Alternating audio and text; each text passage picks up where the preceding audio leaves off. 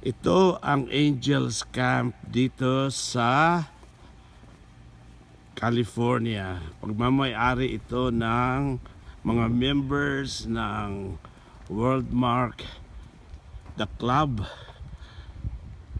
Napakagandang lugar dahil inayos nila ang mga paligid. Ang mga punong kahoy ay hindi sinira. Kung tutuusin, dinagdagan pa. Nagtanim pa sila ng iba't ibang klaseng halaman. Ang mga bato ay hindi tinanggal. Mga damo ay pinalago.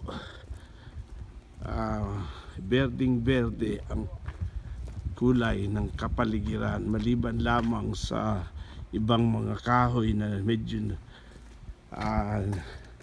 nag-iba ng kulay dahil sa sobrang lamig dito sa California. Patutungo kami sa isang meeting ng mga samahan ng mga members ng World Mark the Club. Kakaroon ng libreng pakain, pananghalian. So nilalakad namin ang lugar na ito. Napakagandang tanawin, maraming punong kahoy, mga halaman. Okay. Malabundukin, maganda ang makikita sa ibayo. Okay. So ito na ang lugar A, building A tayo. So napakahusay kung tayo po ay nagiging member ng isang World Mark the Club. Maraming nakukuhang benepisyo,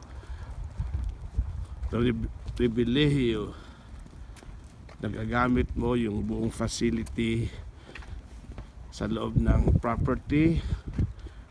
Mayroong fitness center, mayroong amusement center, mayroong swimming pool, jacuzzi, mababait na ibang mga membro. At ito nga, ang aking may bahay na excited. Ano masasabi niyo sa nangyayari dito sa inyong World Mark the Club? Good place to unwind from a very busy schedule and just be close to nature. Okay, so sabi niya, magandang lugar para makapag-relax.